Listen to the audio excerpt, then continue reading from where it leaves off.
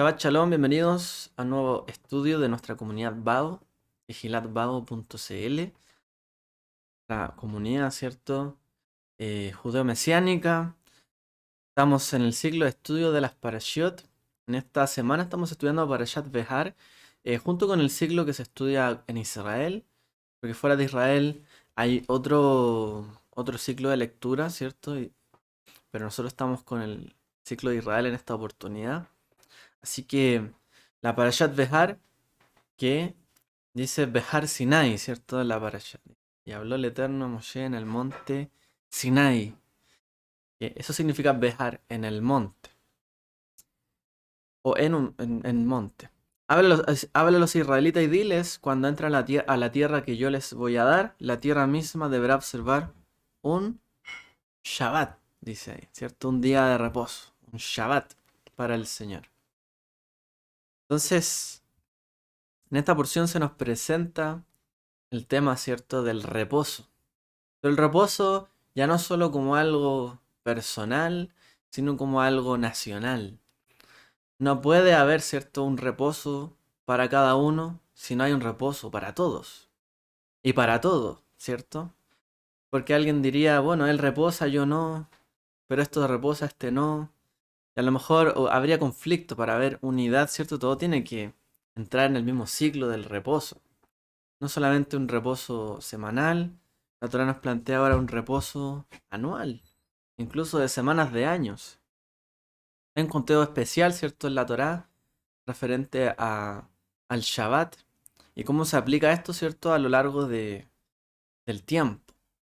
En esta porción vemos cómo es del interés del Eterno el dejar una tierra para su pueblo Israel, una tierra donde fluye leche y miel, donde haya todo cuanto ellos poseen, pero también una tierra que pueda ser asimismo heredable para los hijos de sus hijos, en tanto que fluya leche y miel, que sea una tierra buena, que dé el producto del campo al 100 por 1, todo el tiempo, no solamente un solo ciclo, ¿cierto? Muchas veces, hoy por hoy, ¿cierto? Hay una sensación de repente de que hay que rápidamente explotar los recursos, rápidamente hay que trabajar todo para producir, producir, producir. Y finalmente terminamos causando estragos en la naturaleza, y eso le ha pasado a la humanidad ya desde hace, digamos, desde las revoluciones industriales en adelante, por la poca conciencia que muchas veces ha tenido de este tema. Entonces, claro, una cosa es dejar y heredar una tierra donde fluye leche y miel, y otra cosa que es para nosotros, y otra cosa es que nosotros seamos capaces de transmitirle eso a nuestros hijos, ¿cierto? De la misma manera en que recibimos nosotros de mano abundante del Eterno, de la misma manera también tenemos que nosotros dar a las siguientes generaciones. Pero esto, ¿cierto?, es un gran desafío, no solamente para Israel en la antigüedad, sino para hoy día nosotros, ¿cierto? Para el mundo en general. Un gran desafío, en realidad.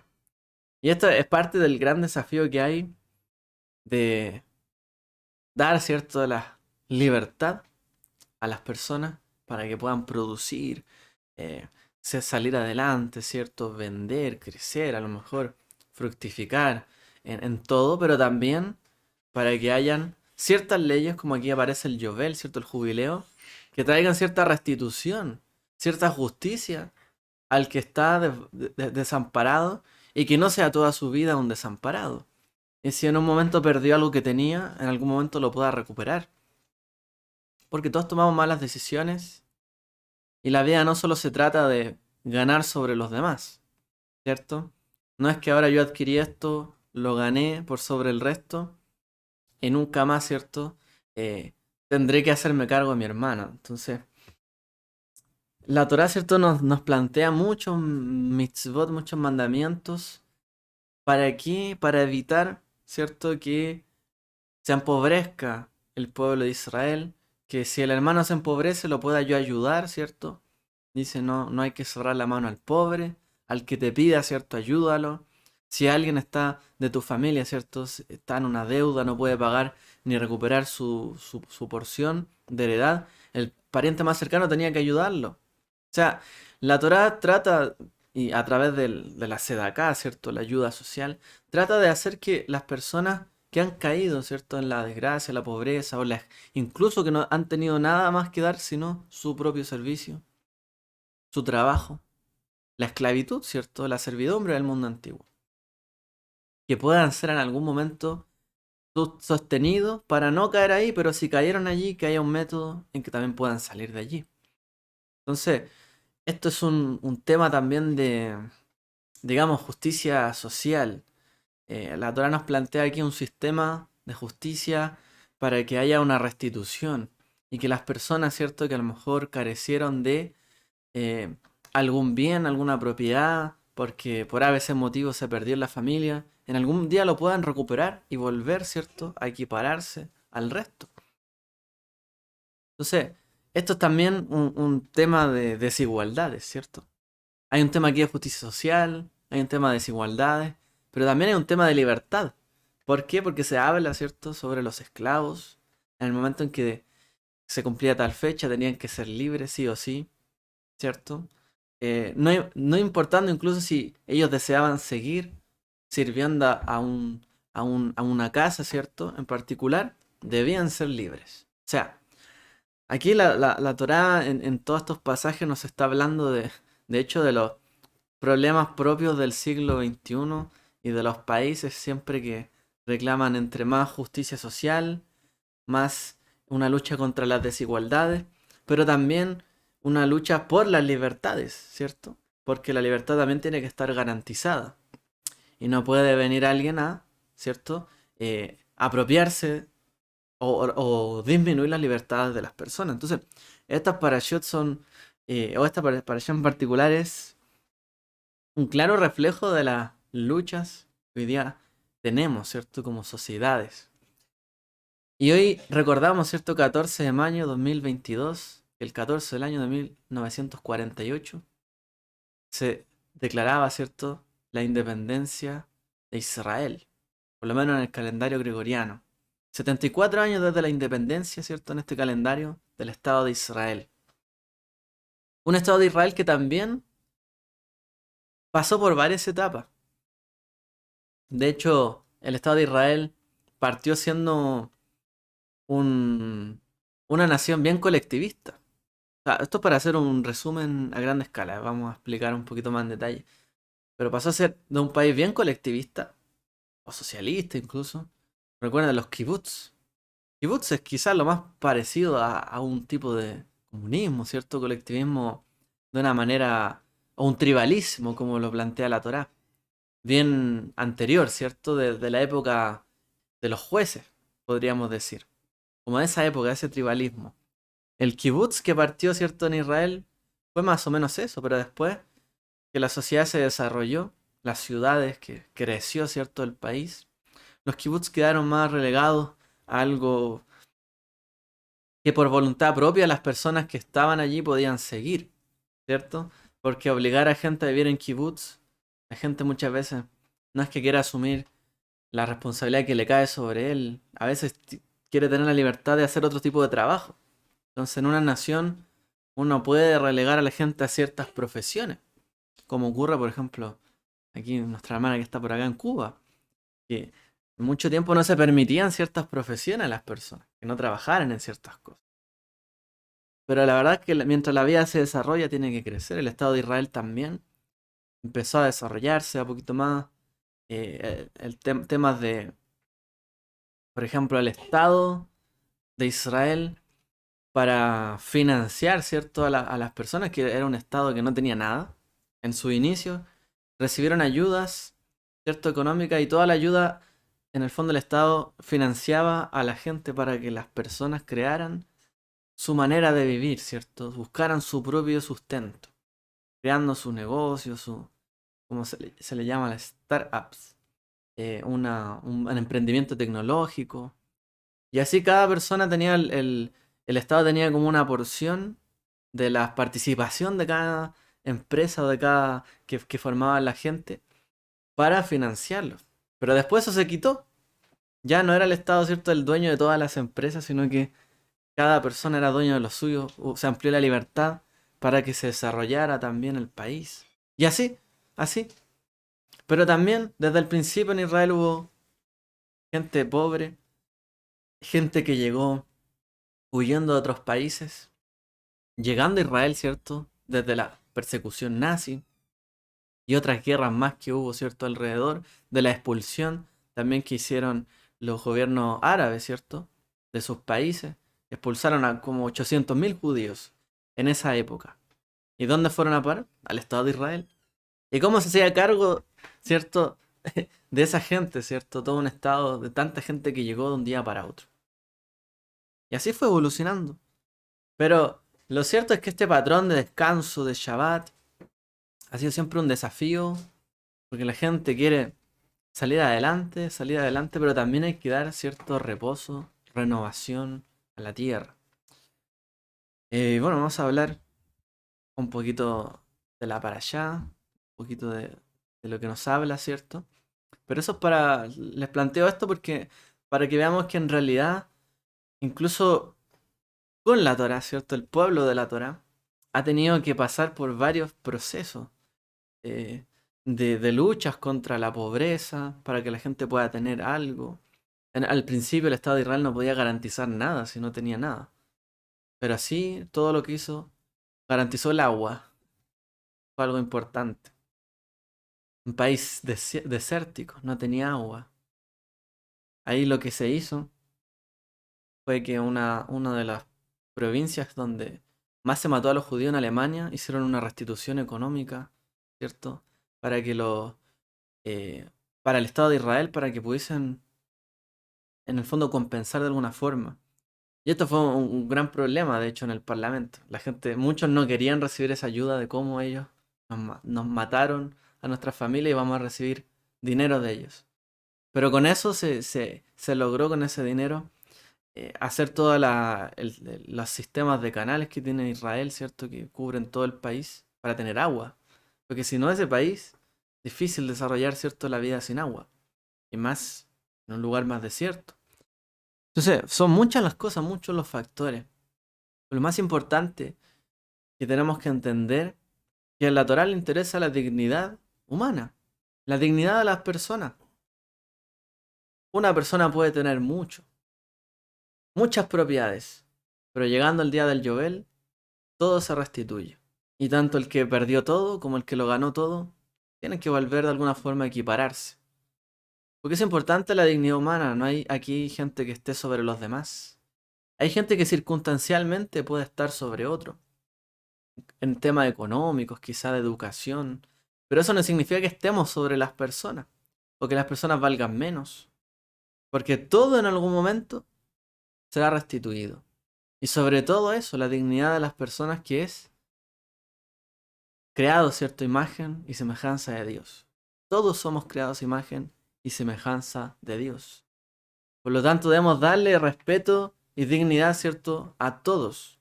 El que tiene menos, el que es esclavo, el que es el Señor. O sea, imagínense, en el Yobel, tanto el Señor como el esclavo vienen a ser de la misma categoría, libres, ¿cierto? Tanto el Señor como el esclavo, todos son libres y se restituyen tierras de familiares, etcétera. O sea, había en el fondo un método aquí que nos plantea la Torá para que la gente, ¿cierto?, no se generaran tantas desigualdades donde unos reinaran sobre otros y oprimieran a otros. Pero veamos entonces estos diseños. Todo esto que estamos hablando suena, en un contexto de la Torá, suena bien aplicable, pero hoy por hoy es complejo. Pero hay alguna forma en que el mundo ha aplicado esto y lo vamos a mencionar. El número 7, el Shabbat. Del Shabbat al Shemitah, ¿cierto? El año de la remisión, al Yovel, al año del jubileo. Y se cumple siempre ese patrón de 7. Dios creó el mundo en 7 días. 7 días de la semana, ¿cierto? Dios descansó en el séptimo día. La menorá tenía 7 brazos. Se habla de 7 espíritus, ¿cierto? De Dios. También dieron 7 vueltas los israelitas cuando querían conquistar y que se cayeran, ¿cierto?, los muros de Jericó. Y 7 son también las fiestas sagradas, ¿no? las Moadim. 7 Moadim hay, ¿cierto? Dentro de la Torá. Y ese número 7 se nos repite. Es un número que nos habla, en el fondo, de una santidad. Nos ayuda a entender que hay un propósito dentro de un ciclo, de infundir santidad. Hay propósito detrás de ese número. Siempre hay un ciclo, ¿cierto? Un ciclo virtuoso que se debe cumplir. Y ese último año, ese año séptimo, debe ser recordado y bien entendido para volver al ciclo. Esto es algo muy importante. De hecho, en el mismo sentido de lo que hablábamos, el mundo muchas veces entra en una recta y no mide las consecuencias de sus actos. Pero la Torá nos plantea siempre entrar dentro del círculo del 7. Para que llegando, ¿cierto?, al día séptimo, reflexionemos, pensemos sobre nuestros actos, sobre qué estamos haciendo en la tierra y restituyamos las cosas para volver a comenzar. Siempre los comienzos suelen ser difíciles, pero son importantes. ¿Por qué? Porque eso mantiene la vida, los comienzos, los ciclos. Si nosotros, imagínense, plantáramos toda la vida un árbol, no sé, en un lugar. Tarde o temprano vamos a consumir todos los minerales, todo lo que hay allí. Y al día siguiente no va a haber nada. Es lo que va a pasar con el petróleo en el mundo. En un momento se va a acabar. Con el gas. Con todo en realidad. Porque todo se va a acabar. El punto es, tenemos que llegar a un momento donde digamos, bueno, hemos hecho esto aquí, esto acá. Ahora tenemos que dar una reflexión de lo que estamos haciendo para poder hacerlo de nuevo y mejor. Esa es la idea que está detrás, ¿cierto?, de la Torá, del día 7, el séptimo. El Eterno dice, bendijo el día séptimo, lo santificó. Y el santificar, ¿cierto? Lo hemos hablado, pero muchas veces santificar tiene que ver con entender el propósito para lo que fueron hechas las cosas. ¿Ok?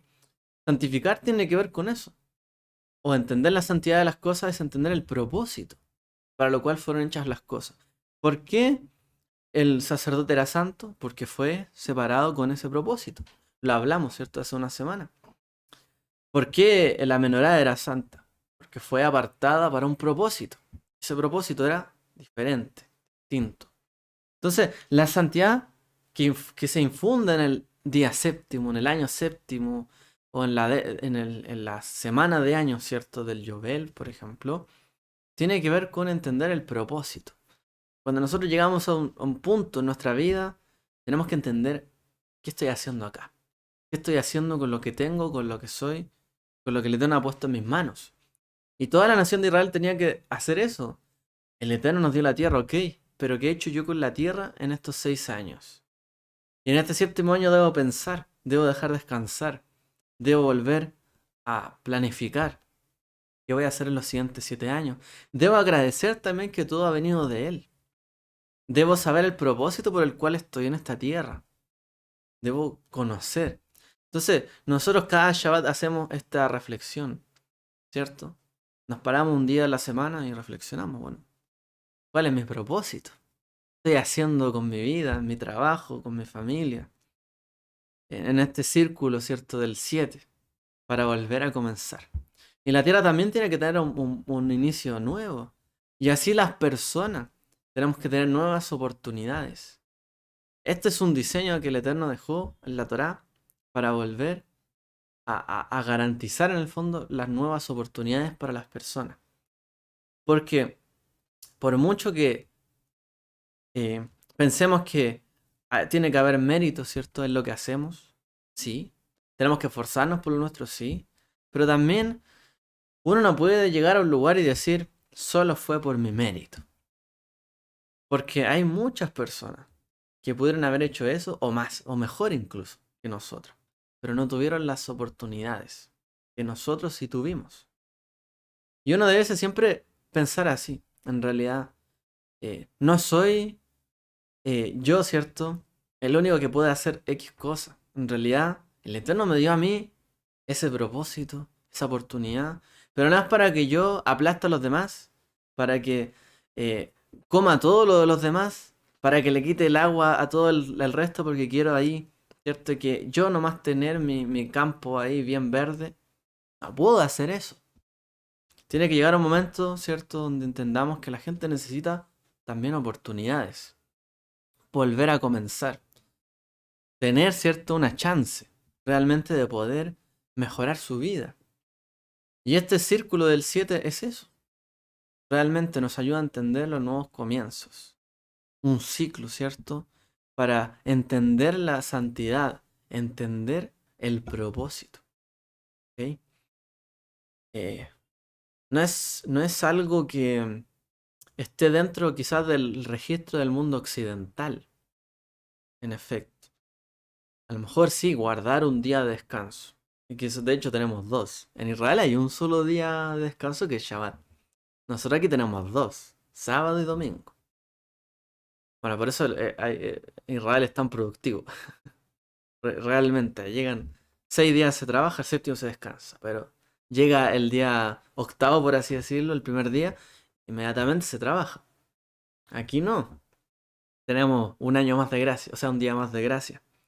Pero este círculo nos ayuda, como decíamos, a entender que realmente tenemos que reflexionar sobre lo que hacemos, sobre lo que Dios nos ha dado. Entender la santidad de lo que el Eterno ha puesto en nuestras manos. ¿Y qué es lo que el Eterno puso en las manos de Israel cuando entraban en la tierra? La tierra. Tenían que entender el propósito de la tierra. El propósito, ¿cierto? Que no era que cada uno ahí fructificara y que hubiera una persona que a lo mejor comprara toda la tierra de Israel y se hiciera el ultramillonario y que el resto no tuviera nada, no, no. Sino que todos pudieran compartir, ¿cierto? De esa heredad, de esa herencia. Entonces, ese Shemitah, ¿cierto? Shabbat de años, dice la Torá. El séptimo día la tierra tendrá un año de descanso, de Shabbat, un Shemitah. Un Shabbat para el Señor, no sembraréis vuestros campos ni vuestros viñedos, no cosecharéis lo que crece allí, ni cosecharéis de las uvas, de las vides que están descuidadas, sino que la tierra ha de tener su descanso. Y de hecho, eh, el mandamiento del Shabbat en Israel se guarda desde siempre, ¿cierto? Los niños lo guardan siempre, desde, por así decirlo, desde el jardín que los niños saben que tienen que guardar un Shabbat, ¿ok? Pero también en Israel, cuando se dan los años del Shemitah, o estos años del jubileo, perdón, de la remisión, que también tiene un ciclo de 7. En Israel algunos, ¿cierto?, tienen la costumbre de colocar, como en honor del año del Shemitah, nuestro, nuestro jardín no cuida sus jardines. Hablando de algunos jardines infantiles, por ejemplo, como para tratar de ilustrar a los niños el Shemitah, o el descansar la tierra. Entonces, es como un juego de palabras. Y muchos practican dentro de Israel el no cuidar, por ejemplo, su antejardín, su jardín trasero, ¿cierto? O los jardines que hay públicos, sino que en ese año dejar, ¿cierto? Que la tierra dé ahí lo que tenga que dar y no cosechar nada de ahí, si es que hay algún arbolito. Y se trata de dejar esto y hacer este ejercicio. No es que lo hagan todos, pero por lo menos hasta el día de hoy está alguna de estas costumbres. Eh, Ahora, no solamente era un tiempo para dejar descansar la tierra, sino que también para dejar descansar a las personas, ¿cierto? Del agotamiento del trabajo. La Torá nos dice que prácticamente conseguiremos, ¿cierto? La comida con el sudor de la frente, con el esfuerzo. ¿Ok? Pero de tanto esfuerzo en algún momento tiene que haber un descanso. Si solo nos esforzamos, nos vamos a agotar y nuestras fuerzas van a ser tan pocas después que no podremos ni siquiera seguir adelante. Por eso, la Torá nos plantea que hay que esforzarse por el trabajo, pero también que tiene que haber un descanso y un refrigerio espiritual. Dice, no solamente en esta parashá de Barim, cuando habla sobre este periodo, al final de cada 7 años, En el año de la cancelación de deuda durante la fiesta de Sukkot, cuando todo Israel venga a presentarse ante el Señor tu Dios en el lugar donde Él escogiere, leerás esta Torá, dice, delante de ellos, en la audiencia de ellos. Reúne al pueblo, hombres, mujeres y niños y los extranjeros que residen en tus ciudades para que escuchen y aprendan a temer al Señor tu Dios y cumplan cuidadosamente todas las palabras de esta Torá. Tus hijos que no conocen esta ley la deberán oír y aprender a temer al Señor su Dios todos los días de su vida en la tierra a la que cruzan el Jordán para poseer. Es decir, el año del Yobel que nos plantea la Torá debía ser un año donde todos se reunieran ¿a qué? A estudiar, a contemplar, a reflexionar la Torá, dice. Entender el propósito por el cual les fue entregada esa tierra. Hombres, dice, mujeres, niños y extranjeros que residen en tus ciudades. Todos, dice, vendrán a escuchar y a aprender, a temer al Señor tu Dios y a cuidar estas palabras. ¿Cuándo? En este tiempo. Lo mismo que hacemos en Shabbat, ¿no? Pero dice, lo harán en el Yobel. Entonces, esta también era un año, por ejemplo, el Yobel o el Shemitah, una fiesta, por así decirlo, para los necesitados. Porque el necesitado, ¿qué es lo que, en realidad, una persona que alcanza a cubrir sus necesidades de comida, en general no se dice que es pobre, porque por lo menos vive, sobrevive, como sea, sale adelante. Pero una persona pobre es que realmente ni siquiera le alcanza para comer, ni siquiera para vivir, y tiene que andar pidiendo para poder comer inclusive. Ese es el tema ahí con el tema de la pobreza, ¿cierto? Entonces ni siquiera les alcanza para cubrir sus necesidades. Y en ese año del Shemitah, o el Yobel era un año donde el pobre prácticamente se daba su festín. Tenía todos los campos, toda la comida había y por haber, para que él pudiese recoger también de ella. Y pudiese, ¿cierto?, no esforzarse ni trabajar, sino que realmente podía comer, ¿cierto?, del fruto que había de la tierra. Y entender, ¿cierto?, y también agradecer al Eterno que bendecía la tierra de Israel. Y no solo ¿cierto?, a las personas. Porque ese es el otro, un punto ahí también que hay con los pobres en estos días. Que a veces el pobre es pobre y piensa que es pobre porque las personas no lo ayudan. Y en gran parte es eso. Pero el pobre también en esta época podía saber y entender que era el Eterno el que lo sostenía, porque el Eterno fue el que les dio la tierra. Por esta razón es que, cierto, las tierras fuera de las ciudades amuralladas, en el año del Yobel se restituían, ¿cierto? Para dar a entender que la tierra es la tierra del Eterno, no es la tierra posesión de las personas, sino que es un préstamo. Somos nosotros arrendatarios de la tierra. Nadie es dueño, ¿cierto?, del mundo, sino solo Él. Y el pobre podía entender en ese año, es Dios, ¿cierto? El que creó los cielos y la tierra, el que me sostiene. Y no el que abre su mano solamente, o el que la cierra. Porque a veces, cuando se producen, ¿cierto?, los problemas del resentimiento, o, por ejemplo, el gran problema de Sodoma y Gomorra, como dice el profeta Jeremías, que no abrían su mano al pobre. La cerraban, dice, al pobre. Y al necesitado y al extranjero que venía, lo maltrataban, ¿cierto? Los ultrajaban, como pasó con Lot, ¿cierto? Y el episodio que vamos ahí, que era una práctica común de ellos. Entonces, ¿cierto? Se llena de violencia la tierra. ¿Por qué? Porque sentimos que lo que a mí me tienen que dar, lo tienen que dar una persona. Y después tenemos problemas con las personas porque no nos dan, cuando en realidad es Dios, ¿cierto?, el que nos da todas las cosas y el que nos provee. Una manera, de hecho, en que esto o que la Torá los plantea, ¿cierto?, es lo que hoy día son los estados, ¿ok? Como para hacernos una idea, o sea, alguien es pobre no solo porque alguien no lo ayuda, tiene que haber algo, ¿cierto?, que va más allá de las personas que ayuda a los que necesitan. Y hoy día son los estados los que recaudan, ¿cierto?, En la Torá se recaudaban los maaser, los diezmos y otras contribuciones para ayudar al pobre, la viuda, al huérfano, etcétera. Y lo mismo que hoy día debe pasar. ¿Por qué? Porque si no, si pensamos que somos, la gente es pobre porque solo otros no los ayudan, vamos a tener un problema de resentimiento entre las personas muy grande. Pero cuando alguien se hace cargo de quien no quiere ayudar, de las personas que en el fondo quedan desamparadas porque hay gente que no quiere abrir su mano a ellos, pues alguien se tiene que hacer cargo, ¿no? En aquel entonces, el Yobel o el Shemitah daba a entender a ellos que en realidad es el Eterno, el dueño de la tierra, y el que también les restituye a ellos. Hoy día se puede ver esa figura a través de un Estado, por ejemplo, que es el que restituye y redistribuye. ¿Para qué?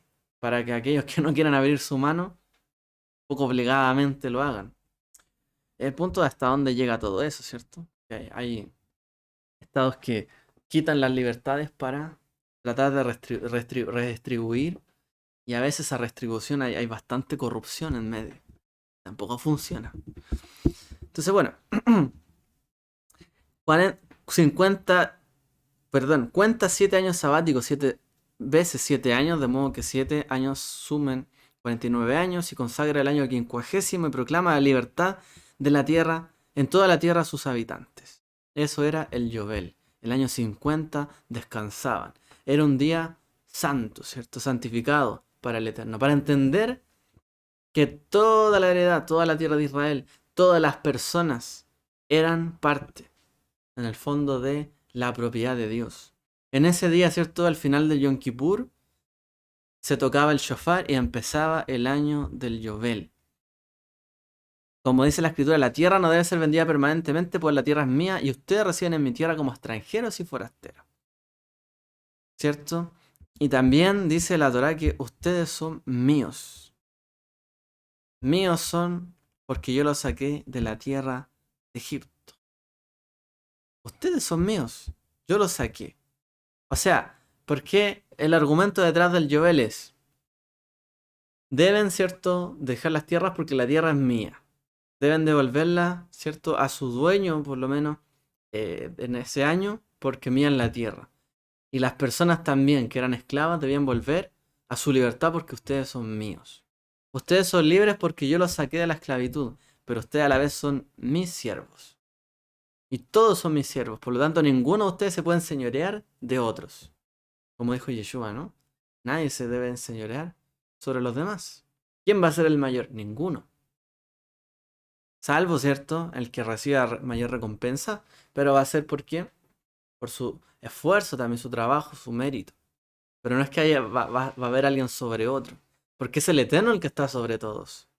Entonces en el año del Yobel se demuestra que tanto la tierra como el pueblo y las personas de Israel son propiedad del Eterno. El santo bendito sea. Y esa es la santidad que hay que entender en ese año. Somos propiedad de Él. Somos su heredad. Por eso toda la heredad se restituye y las deudas incluso son perdonadas en ese año. En la Haftará se menciona el hecho de que Jeremías, ¿cierto?, le dice al Eterno que debe comprar, ¿cierto?, un terreno en Anatot, porque dice que él tiene el derecho para redimirlo y tiene que comprarlo. Pero resulta que si nosotros leemos la profecía de Jeremías, ¿qué es lo que profetizó Jeremías? La destrucción del exilio, la destrucción de Jerusalén. Él profetizó que toda la tierra de Israel iba a ser invadida. Y el Eterno le está diciendo: anda y compra el campo de Anatot, del cual tienes derecho tú para redimirlo. Yo no diría, bueno, o sea, por eso es que no es fácil ser profeta. El profeta se le pidieron cosas, pero bien difíciles. Él mismo que profetizaba que iba a ser destruido, iban a ser invadidos por su maldad, por no guardar esto y esto otro, el Eterno va y le dice: ahora tú compra tal cosa. Y el profeta así: pero ¿cómo voy a comprar algo que va a ser invadido? Algo que va a ser quitado. Y es porque dice: de nuevo se comprarán casas, campos y viñedos en esta tierra. Antes de la destrucción, A través del profeta Jeremías, el Eterno ya estaba anunciando: de nuevo se comprarán aquí casas, campos y viñedos en esta tierra. Entonces, eh, el rey Sedequías había encarcelado a Jeremías porque estaba predicando la destrucción de Jerusalén y el exilio que vendría. Y aún así el Eterno le pide esto, pero ¿qué le está pidiendo entonces con esto? Un acto profético que vemos aquí, ¿cierto? Él sabía que iba a ser destruido, pero, como dice ahí, eh, porque al hacer esto, ¿cierto? Afirma su fe en el Eterno, en Dios que prometió la redención de Israel, que las casas y los campos serían comprados nuevamente en la tierra. Jeremías 32. Y aunque era poco probable que Jeremías hubiese podido disfrutar la tierra que el Eterno le mandó a comprar, quedó allí la esperanza. Porque, oh soberano Señor, tú hiciste los cielos y la tierra, con tu gran poder y tu brazo extendido. Nada es demasiado, nada es imposible, nada es demasiado difícil para ti. Como leímos, ¿cierto? Hoy. Nada es imposible para ti. Traeré a mi pueblo Israel del exilio, dice Amós. Reconstruirán sus ciudades en ruinas y vivirán en ellas. Plantarán viñas, beberán su vino. Harán huertos y comerán su fruto. Plantará Israel en su propia tierra para que nunca más sea arrancada de ella. Dice el profeta Amós. Wow. O sea, realmente, en medio, ¿cierto?, de todas las dificultades, el Eterno dice, hay esperanza. En medio, ¿cierto?, de la desazón, quizás el abandono que muchos pudieron haber tenido, el Eterno les dijo, yo no los he abandonado, yo estoy con ustedes. Yo vendré por ustedes. Y hoy día, ¿cierto?, que recordamos la declaración de la independencia del Estado de Israel. Es esto, ¿cierto?, lo que se nos viene realmente a la mente. ¿Cómo el Eterno permitió, después de todos estos años, que Israel pudiese volver a poseer su tierra?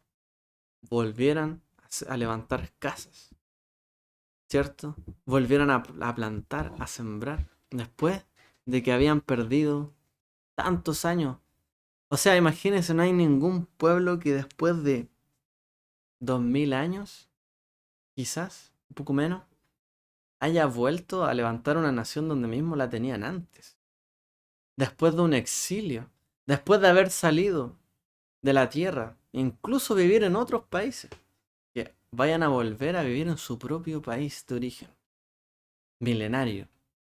Es algo que es muy difícil de digerir. Nos parece hoy día como algo normal, pero no lo es para nada. El Eterno siempre anunció esta esperanza que habría. Que Él perdonaría, condonaría y volvería, ¿cierto?, la tierra a sus dueños. Pero por cada año que Israel no obedeció, el Yobel, el Shemitah, fueron los años también que pasaron en el exilio en Babilonia. Y este último exilio fue bastante largo, el de Roma, ¿cierto? Donde prácticamente casi 2000 años en el exilio, pero el Eterno permitió que volviesen, ¿cierto?, a la tierra, que estuviesen ahí nuevamente. Es algo realmente digno de bendecir al Eterno. Todo esto que ha ocurrido y que hemos visto en estos tiempos. No hay independencia, ¿cierto? Realmente si no hay... ¿Qué cosa? Propiedad. Nadie puede decir yo soy independiente en esta tierra si en realidad no tiene su propiedad. Israel por muchos años no tuvo independencia como nación, aunque eran una nación, eran un pueblo, o eran gente de aquí para allá que habitaban en todo lugar, peregrinos, ¿cierto?, por la tierra, pero no eran independientes, no tenían una tierra con su independencia porque no estaban ahí, no tenían la propiedad. Pero el Eterno les permitió volver a tener la propiedad. La propiedad garantiza, ¿cierto?, la independencia, garantiza la seguridad, tener la propiedad de la tierra, que realmente pertenece a uno, pero también que Dios le dio y la santificó para nosotros, pero es de Él. Hay unas cosas que hoy día han ocurrido y que quiero mencionarlas. Por ejemplo, cuando, no sé si ustedes sabían, pero cuando se hizo la Declaración de Independencia de Estados Unidos, ellos usaron la Biblia para esto. Ellos se fundaron como una nueva Israel, derechamente así nombrado. Pero no solo eso, sino que hay una campana que fue la que reunió a toda la gente para que estuvieran presentes en la Declaración de la Independencia, que es la campana de Filadelfia. Y cuando hicieron sonar esa campana, en esta campana están de hecho grabadas en ella estas palabras: y santificaréis el año 50 y proclamaréis libertad por toda la tierra a sus moradores. Será para vosotros un jubileo y devolveréis cada uno a su posesión y devolveréis cada uno a su familia. Y ellos usaron esta referencia del Joel para hacer también su declaración de independencia. Y cuando lo hicieron pública. Y llamaron así con estas palabras a la gente. De la manera, ¿cierto?, en que ellos, como un país, una nación, bueno, cristiana, pudiesen acercarse al propósito, ¿cierto? Y entender también que cada cual tiene su porción y que Dios también puede estar con cada uno de nosotros. Y si así es con Israel, y si Estados Unidos declaró así, también lo es con nosotros, ¿no? Aquí, aún en Chile, aún fuera de la tierra, aún lejos quizá de Eretz Israel. A cada uno el Eterno nos dio nuestra porción, nos ha dado lo nuestro, para que la santifiquemos, para que sepamos que es de Él, que Él nos la ha dado. Pero tenemos que hacer este alto para entenderlo muchas veces y no pensar que solo lo hemos logrado todo con nuestro propio esfuerzo. Es Él que nos ha ayudado. Hay una iniciativa que se llamó Jubileo 2000 o 2000 Jubilee, que fue una iniciativa para condonar la deuda de los países más pobres que había en ese momento. Por ejemplo, muchos países de África que tenían deudas con el Fondo Monetario Internacional, si no me equivoco. Y fue un tratado de la deuda. Y se juntaron precisamente por este principio bueno, que Estados Unidos traía, de la Biblia, en el fondo, para que cuando se llegó el año 2000, de esta era, ¿cierto? Muchos cancelaran la deuda que habían de los países más pobres o en desarrollo para que pudiesen crecer y emerger. Es algo que se ha intentado hacer porque es un gran principio, ¿no? Y eso no solamente fue algo que motivaron los creyentes religiosos, sino que también los economistas y mucha gente ahí intentaron promover esto para que haya no siga tanta desigualdad en el mundo.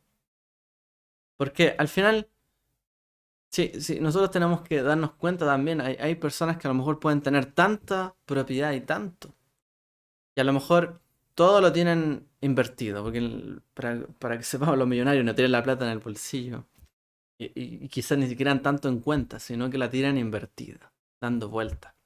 Pero muchas veces somos todos, o muchos son deudores de ellos. Y ellos solo crecen y crecen y crecen capitales para hacer más y más y más deuda. Pero a veces la gente necesita alguna liberación de todo esto, ¿no? Alguna ayuda. ¿Para qué? Para equiparar un poquito las cosas, ¿no? No hay ninguna forma en que alguien se haga con todo el mundo sin destruir a sí mismo todo el resto del mundo. O sin enseñorearse de todo el mundo. No hay nadie, ¿cierto?, que pueda poseerlo todo sin tener que enseñorearse de todo el resto. Y por eso es que las personas tenemos que tener cuidado de enseñorearnos unos de otros. Y este mundo hoy día sabemos que está pasando estas crisis y la gente se da cuenta. Cómo hay gente que tiene tanta posesión y tanto puede afectar la vida de los demás. Y en medio de todas estas preguntas que hoy día exaltan, ¿cierto? Y que la gente está tratando ahí de colocar la voz por estas cosas, tenemos que entender lo que el Eterno ha santificado para nosotros, ante todo. Porque el Eterno ha santificado para nosotros las cosas que nos ha dado en nuestra mano. Podemos nosotros plantear una vía de ayudar, ¿cierto? A lo mejor a que no hayan tanta desigualdad. O ayudar a crecer y fructificar a la gente para que tenga lo suyo. Por ejemplo, los profesores que dan educación para que la gente pueda después tomar mejores decisiones. Uno puede contribuir de muchas formas, pero al final tenemos que entender lo que el Eterno ha santificado para nosotros mismos, para nuestras familias, para cada uno de nosotros. Y ese es el propósito con el cual nos ha puesto en la tierra. Ese propósito. Tenemos que buscarlo, tenemos que meditarlo. ¿Qué estoy haciendo aquí? ¿Por qué me trajo acá? ¿Qué es lo que Él me ha dado? ¿Por qué me lo dio? Tengo que cuidar lo que Él me ha dado. No puede ser que llegue o pase el tiempo y no agradezcamos nada de lo que tenemos, o solo nos quejemos de que otros tienen más que nosotros. Porque así no estaremos agradeciendo la porción que Él nos ha dado. Porque aunque se fuera poca, Él nos dio una porción y debemos agradecer. Y por algo nos dio una porción, para que trabajemos con ello, para que bendigamos a otro, bendigamos su nombre y realmente podamos alegrarnos en Él. Tanto el Shabbat como el Shemitah como el Yovel eran años de alegría, alegrarse. No tengo el peso de tener que trabajar, esforzarme, voy a disfrutar.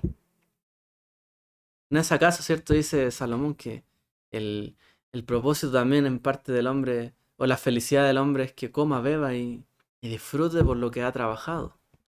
Eso nos recuerda el Yovel, el Shabbat, el Shemitah. Él nos dio una porción, Baruch Hashem.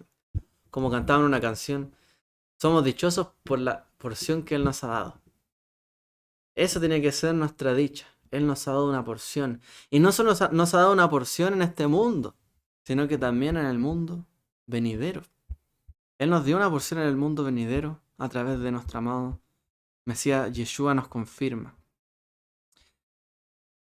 Y Él dice, bueno, dice la Escritura, sabemos que nuestra vieja naturaleza fue puesta en el madero de ejecución con Él para que todo nuestro cuerpo, para que todo el cuerpo de nuestras propensiones pecaminosas sea destruido y no seamos más esclavos del pecado. Así que ahora ofrece tus diversas partes como esclavo de la justicia, la cual lleva a ser santificados apartados para Dios. Cuando Yeshua, a través de Yeshua, nos perdonó todos nuestros pecados, nuestros delitos, nos sacó de la esclavitud a la libertad. Y no solo eso, sino que nos dio una porción en Él. Una porción de dones, ¿cierto? Espirituales, pero también nos ha dado en nuestra mano. ¿Pero para qué dice ahí? Para que si antes nuestros miembros eran esclavos del pecado, ahora nuestros miembros sean esclavos de la justicia. Propósito. Sean santificados, ¿cierto? Para la justicia. Dice, para que sean esclavos de la justicia, lo cual lleva a ser santificados. En cuanto nosotros practicamos la justicia, el Yovel, la ayuda al necesitado, todo lo que es justicia, ¿cierto? Unos con otros, eso nos lleva a ser santificados, a entender el propósito. En cuanto nosotros cumplimos con la Torá y con esto que Él nos manda y hacemos justicia, nos lleva a entender los propósitos, por lo cual fuimos nosotros colocados donde estamos. Y eso es ser santificado, en este contexto por lo menos. Ya en esta... Y esto es ser apartado para Dios. Entonces, el Yovel nos recuerda, el Shabbat nos recuerda, Shemitah nos recuerda el propósito que tenemos en esta vida. Él nos apartó para hacer justicia. ¿Pero para qué? Para entender el propósito. Porque el hacer justicia es propósito de Dios. El ayudar al necesitado, el equiparar un poco con los demás, ¿cierto? El no ser personas que acaparen todo y no den nada al resto. Todo, ¿cierto? Nos ayuda a ser santificados. Es el propósito. Entender el propósito por el cual estamos acá. Porque queramos o no, la tierra en algún momento va a desaparecer. Los recursos ya no van a estar más, se están acabando. Y quizás muy aceleradamente. Pero hay que entender el propósito. ¿Por qué en algún momento en la historia tuvimos una parte, una porción? ¿Se la dimos a quién? A nuestros hijos. La compartimos unos con otros, esposos con esposas. Entre la familia. Compartimos, ¿cierto? Nos reímos, nos alegramos. Y realmente disfrutamos la presencia del Eterno porque Él nos dio todo lo que tenemos, aunque sea poco. Nos alegramos, comemos, bebemos, compartimos de la mesa de Shabbat o de un día de descanso y podemos realmente compartir juntos. Eso es santidad, en este caso. Porque habiendo hecho justicia, habiendo entendido todo el resto, compartimos lo que tenemos y entendemos por qué lo tenemos. Y es para ayudarnos unos a otros, para estar nosotros unos con otros, ¿cierto? Y entender que todo viene de Él. Bueno, que el Eterno les bendiga, comunidad. Espero haber hecho reflexionar y bueno, que podamos reflexionar todos sobre estos días que nos llevan de vuelta a la santidad, a los propósitos de Él. Que el Eterno les bendiga a todos. Shabbat Shalom.